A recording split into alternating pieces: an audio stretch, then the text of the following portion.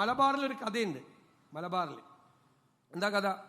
ആണ്ടി വലിയ അടിക്കാറുണ്ട്. ആണ്ടി ഭയങ്കര സംഭവമാണ്. ആണ്ടി റോട്ടിലിറങ്ങിയ ആളുകളെല്ലാം ഓടിപ്പോവും. ആണ്ടി എല്ലാവർക്കും പേടിയാ. ഇതാരാ പറയണത്? ആണ്ടി തന്നെ. ആണ്ടി തന്നെ പറയാണ്. മുഖ്യമന്ത്രി അല്ലല്ലോ അങ്ങനെ പറയണ്ടേ, ജനങ്ങളല്ല വിലയിരുത്തേണ്ടത്. ജനങ്ങൾ എന്താണ് ഈ നവകേരള സദസ്സിനെ കുറിച്ച് പറയുന്നത് എന്താണെന്ന് മുഖ്യമന്ത്രി ഒന്ന് ഇറങ്ങി നോക്കുക. ആളുകളുടെ ഇടയിൽ അവർ പറയുന്നത് എന്താണെന്ന്. ഇത് പണ്ട് ഹിറ്റ്ലർ വലിയ ഏകാധിപതിയായിരുന്നു, അറിയാലോ, എല്ലാവർക്കും പേടിയായിരുന്നു. ഇയാൾ ഒരു ദിവസം വേഷപ്രച്ഛന്നായി ഒരു സിനിമാ തിയേറ്ററിൽ പോയി, എന്നിട്ട് ഇരുന്നു. അപ്പോൾ സിനിമ തുടങ്ങുന്നതിന് മുമ്പ് ഹിറ്റ്ലറുടെ പടം കാണിക്കും. അപ്പോൾ എല്ലാവരും എഴുന്നേറ്റ് ഹിറ്റ്ലർക്ക് മുദ്രാവാക്യം വിളിക്കും. ഇയാൾ എണീക്കില്ല, ഇയാൾ ഒറിജിനൽ ഹിറ്റ്ലർ അല്ലേ. അപ്പോൾ ഒരു 3-4 പേര് വന്നിട്ട് പറയും, എടോ നിങ്ങൾ എണീറ്റ് മുദ്രാവാക്യം വിളിക്കാനല്ലോ എന്ന് ചോദിച്ചു. അപ്പോൾ എനിക്കതിൻ്റെ ആവശ്യമില്ല. എടോ ഞങ്ങൾക്കും അതിൻ്റെ ആവശ്യമില്ല. ഇത് എഴുന്നേറ്റ് മുദ്രാവാക്യം വിളിച്ചില്ലെങ്കിൽ മറ്റവൻ നമ്മുടെ തല വെട്ടിയെടുക്കും. ആ കാലമാണ് നമ്മുടെ തല വെട്ടിയെടുക്കും എന്ന് പറഞ്ഞ മാതിരിയാണ് ഇവരെല്ലാം. ഇപ്പോൾ നമ്മളെ കേൾക്കുന്ന ഉത്തമരായ കമ്മ്യൂണിസ്റ്റുകാരുണ്ട്, നിങ്ങൾ അവരോട് നന്നായി പെരുമാറണം. എന്താണെന്നറിയോ? അവരിപ്രാവശ്യം UDF വോട്ട് ചെയ്യാൻ പോണം. എന്തിനാ? നമ്മൾ ജയിക്കാനല്ല, ഈ ദുരന്തം ഇനി കേരളത്തിൽ വരാതിരിക്കാൻ വേണ്ടി. ദുരന്തം. അപ്പം അതുകൊണ്ട് ഇത് പേടിക്കണ്ട. ഞാൻ അഴിമതിയെക്കുറിച്ചൊന്നും പറഞ്ഞില്ല. പ്രേമന വിശദമായിട്ട് അഴിമതിയെക്കുറിച്ചൊക്കെ പറഞ്ഞല്ലോ. എല്ലാം ഈ 3 മാസം മുമ്പ് മുഖ്യമന്ത്രി ഈ നമ്മുടെ പാലക്കാട് ഒരു വില്ലേജ് അസിസ്റ്റന്റിനെ വിജിലൻസ് റെയ്ഡ് ചെയ്തു. അപ്പോൾ അയാളുടെ ലോഡ്ജിലെ കിടക്കയുടെ ഉള്ളിൽ നിന്ന് 1.25 കോടി രൂപ പിടിച്ചു. കൈക്കൂലി മേടിച്ചാണ്. അപ്പോൾ നമ്മുടെ മുഖ്യമന്ത്രി, നമ്മൾ ശ്രദ്ധിക്കണം, ചില സമയത്ത് പുള്ളി ഭയങ്കരമാണ്. ചില ചോദ്യങ്ങൾ ചോദിക്കും. അന്ന് പുള്ളി ചോദ്യം ചോദിച്ചത് വില്ലേജ് ഓഫീസറോടാ, ഇയാളുടെ മുകളിലുള്ള ആളോട്. നിങ്ങളറിയാതെ, മുഖ്യമന്ത്രിയുടെ ചോദ്യമാണ്, നിങ്ങളറിയാതെ നിങ്ങളുടെ ഓഫീസിൽ ഇത്രയും കോടി രൂപ കൈക്കൂലി മേടിക്കും ആരെങ്കിലും? ഗംഭീര ചോദ്യമല്ലേ? ഞാൻ അതിനെ സ്വാഗതം ചെയ്തു. കറക്റ്റാണ് മുഖ്യമന്ത്രി ചോദിച്ചത്. എന്നിട്ട് ആ കൂടെ ഞാൻ മുഖ്യമന്ത്രിയോടൊരു ചോദ്യം ചോദിച്ചു. അല്ല, നിങ്ങളുടെ ഓഫീസിൽ ഒന്നാമനായിരുന്ന പ്രിൻസിപ്പൽ സെക്രട്ടറി ശിവശങ്കർ സ്വർണ്ണക്കള്ളക്കടത്ത് കേസിൽ 100 ദിവസം ജയിലിൽ പോയി. ഇയാൾ അറിഞ്ഞില്ലേ? ഇയാൾ വില്ലേജ് ഓഫീസറെ വരട്ടാണ് ഇയാൾ.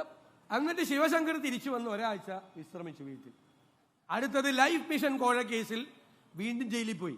ആരാ ലൈഫ് മിഷന്റെ ചെയർമാൻ? മുഖ്യമന്ത്രി പിണറായി വിജയൻ. ഇയാൾ അറിഞ്ഞില്ലേ? അപ്പോ എന്തഴിമതിയാണ്? 20 കോടി ഗൾഫിൽ നിന്ന് വന്ന് 9.25 കോടി അടിച്ചു മാറ്റി.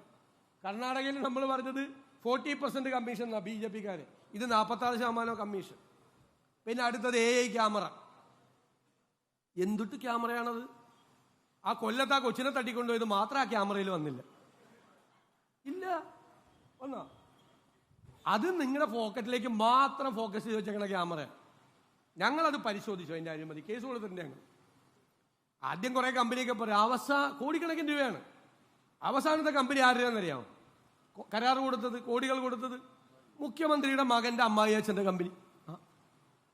അപ്പൊ നോക്കിയപ്പോൾ വേറൊരു കമ്പനിയും കൂടിയുണ്ട്. അവരാണ് പണം മുടക്കിയത്. അമ്മായി അച്ഛന്റെ കമ്പനി നോക്കി നിന്നേല്ലേ. അപ്പൊ ഒരു ക്ലോസ് എന്താണെന്നറിയാമോ? പണം മുടക്കിയ കമ്പനിക്ക് ലാഭത്തിന്റെ 40%, പണം മുടക്കാത്ത നോക്കി നിന്ന് അമ്മായി അച്ഛന്റെ കമ്പനിക്ക് ലാഭത്തിന്റെ 60%. എങ്ങനെയുണ്ട്? അടുത്തത് K-Phone. എല്ലാവരുടെയും വീട്ടിൽ ഫ്രീ ഇന്റർനെറ്റ് കിട്ടിയോ ആർക്കെങ്കിലും? അത് കിട്ടൂല. 1500 കോടിയാണ് പോയത്. അതിലും കരാറുകാരനാരാ? മോന്റെ അമ്മായി അച്ഛൻ.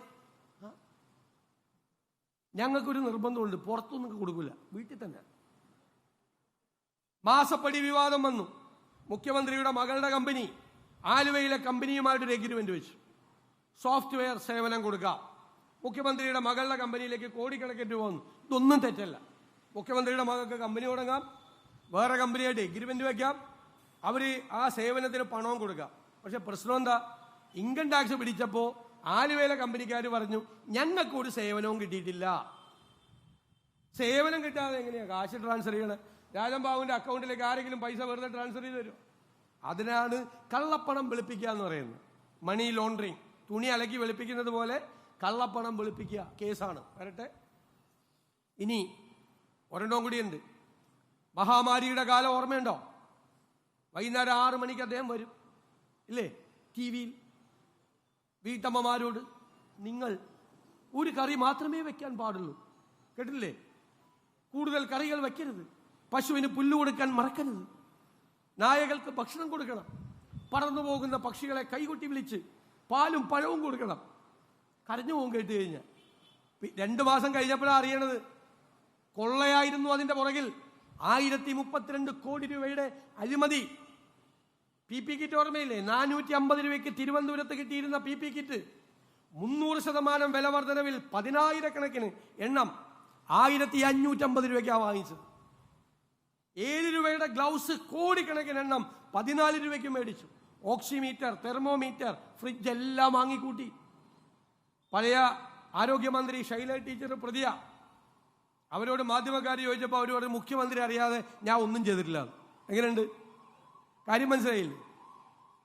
ഈ അഴിമതിയാണ് ഇപ്പോൾ പുതിയത് വന്നിരിക്കുന്നത്.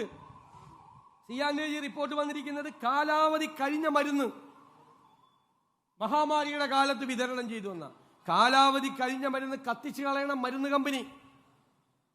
അപ്പൊ അവരുടെ മരുന്ന് 100 കോടി രൂപയുടെ ഓർഡർ ഉണ്ടെങ്കിൽ 20 കോടി അവർ കൊടുത്താൽ മതി. കാരണം അവർ കത്തിച്ചു കളയാൻ പറ്റുന്ന മരുന്ന് ബാക്കി 80 കോടി ഇവിടെ കൊടുക്കും. കോടികളുടെ തട്ടിപ്പ്. നമുക്കറിയാം, മനുഷ്യൻ മരിച്ചു പോവും കാലാവധി കഴിഞ്ഞ മരുന്ന് കഴിച്ചാൽ. ആ കാലാവധി കഴിഞ്ഞ മരുന്ന് 100 കണക്കിന് ആശുപത്രികൾ, കോടിക്കണക്കിന് ആശുപത്രി. ഞാൻ പറഞ്ഞതല്ല, സിയാൻഡേജി റിപ്പോർട്ടാ. കമന്ന് വീണാൽ കാൽപ്പണവുമായി പൊങ്ങുന്ന ഈ അഴിമതിക്കാരെ അവർക്കെതിരായിട്ടാണ് ഈ വിചാരണ സദസ്സ്.